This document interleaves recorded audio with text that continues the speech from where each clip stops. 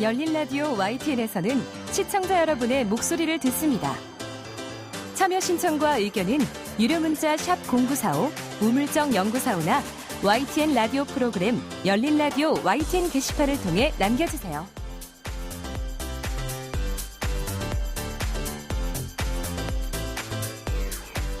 네, 뉴미디어 트렌드 함께해 주실 콘텐츠를 사랑하는 분이시죠. 뉴아이디의 김주원 이사 나오셨습니다. 안녕하세요. 안녕하세요.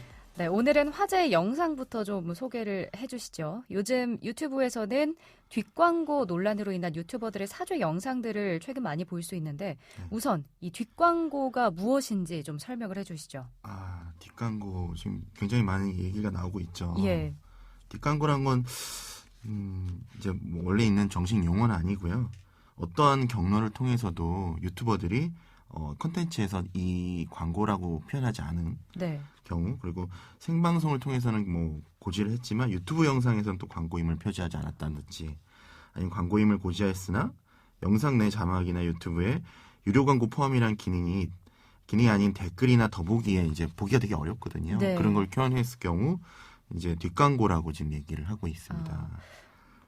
그래서 뭐 어떻게 보면 최근에 그 내돈내산이라고 하는 내 돈 주고 내가 산 제품이라고 홍보를 막 했는데 네네. 알고 봤더니 그 영상이 뭐 돈을 받고 만들었던 것이다. 이렇게 뭐 나오는 것들. 네. 그래서 뭐 시청자들은 이제 크리에이터가 정말로 추천하거나 자기가 돈을 주고 했기 때문에 정말로 진실된 리뷰를 했을 것이다라고 생각하고 봤을 텐데 그게 아니어서 좀 아직 논란이 되고 있는 그런 부분들을 뒷광고라고 지금 얘기를 하고 있습니다. 예, 그러니까 대중들한테 명확하게 밝히지 않고 특정 업체로부터 대가를 받고 자신의 그렇죠. 콘텐츠에 노출하는 행위를 이제 뒷광고라고 말한다는 건데 네. 이 논란이 이번이 처음이었나요? 의혹들은 있었는데 네. 이번에 그 다비치 강민경 씨와 그다음 스타일리스트 한혜연 씨가 내돈내산 콘텐츠로 나오면서 사실 이제 논란이 되기 시작했고요. 예. 실제로는 이제 돈을 협찬을 받았던 이런 것들.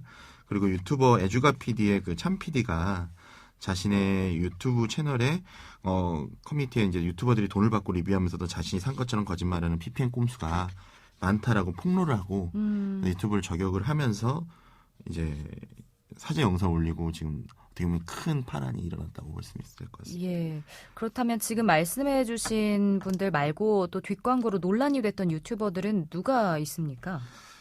일일이 다 설명하기 어려울 것 같아요. 왜냐하면 지금 알려진 유튜버들만 100여 명 정도 예. 되고요. 생각보다 굉장히 많네요. 네, 그러니까 뭐 자진해서 사죄하는 사람도 있고, 아니면 사실 이게 그 말씀하신 것처럼 얘기 드린 것처럼 유튜브에 보면 더보기나 이런 정보의 댓글로 광고라고 얘기는 한 적이 있으나 여기 지금 유료 광고 포함이라고 하지 않아서 지금 이슈가 되고 있는 것들이 있는데, 지금 공정에서 9월 1일부터는 무조건 5분 단위로 유료 광고라고 유료 광고 포함이라고 하라고 지금 하고 있기 때문에 지금 나오고 있고요. 뭐 500만, 뭐 400만, 100만 구독자 이상 되는 뭐 굉장히 많이 있어요. 그리고 어떻게 보면 지금 일일이 얘기를 하면 또 이게 또 논란이 될 수도 있는 부분들이라 뭐 이제 최근에 뭐 임다라든지 아니면 양팡 같은 채널 같은 경우 아예 채널을 삭제하는 경우까지도 발생을 하고 있었거든요.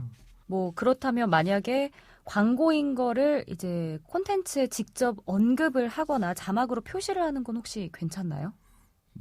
네, 그렇게 하더라도 이제는 이제 유료 광고 포함이라 유튜브인이 기능을 켜야 되는 경우가 생기고요. 근데 뭐 그렇게 표현했을 경우는 사실 지금은 문제가 되는 것 같지는 않습니다. 근데 아예 자기가 그 컨텐츠가 광고나 이런 것들 전혀 개입되지 않고 얘기한 것처럼 얘기했던 컨텐츠들이 밝혀지면서 이슈가 되는 것들이라서요. 알겠습니다.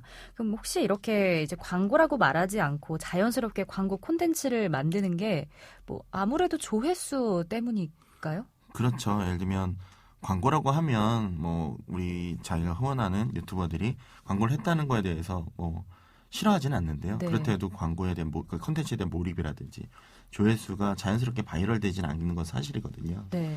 그래서 이제 그렇기 때문에 악의적으로 그렇게 사용한 유튜버들도 있고 아니면 밝혔는데도 불구하고 그런 것들이 좀 애매모호하게 표현이 돼서 이슈가 되는 유튜버들도 있는 것 같습니다. 네. 그럼 혹시 뭐 광고라고 말했을 경우와 광고를 말하지 않았을 경우의 조회수 차이도 좀 있나요?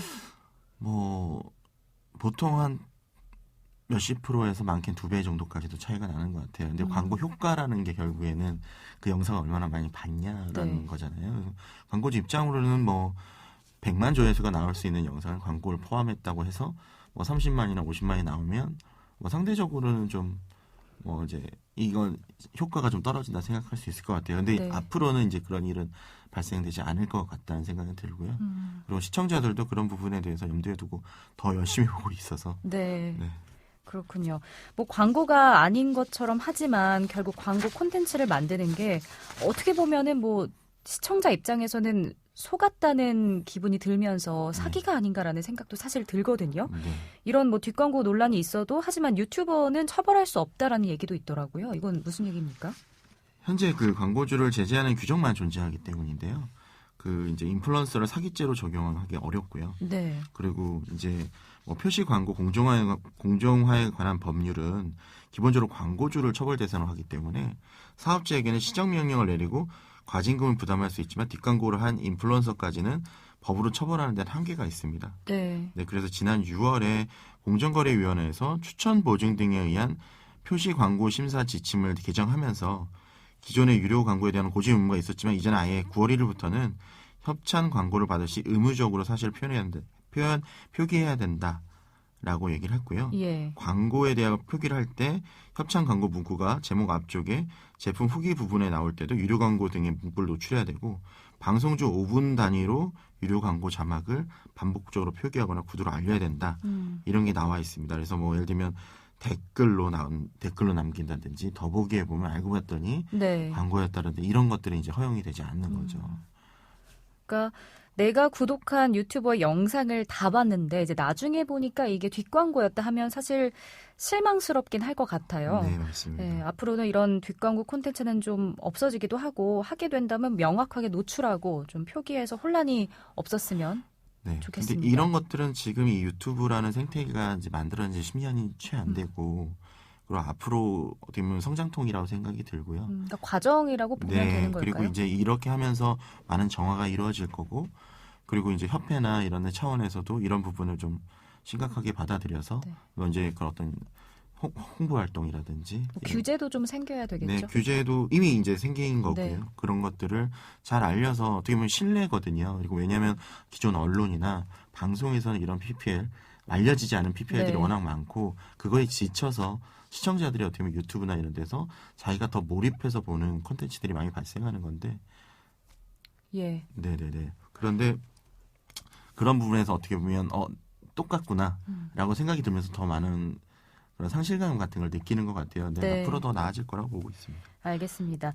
자, 다음에 알아볼 이야기는 21일에 컴백을 하는 방탄소년단 소식이네요. 네, 저번에 그 싹쓸이 얘기를 할 네, 때 네. 방탄소년단 얘기를 했는데 벌써 방송사의 컴백이 그러네요. 다가왔습니다. 8월 20일 날 신곡 발표하고요.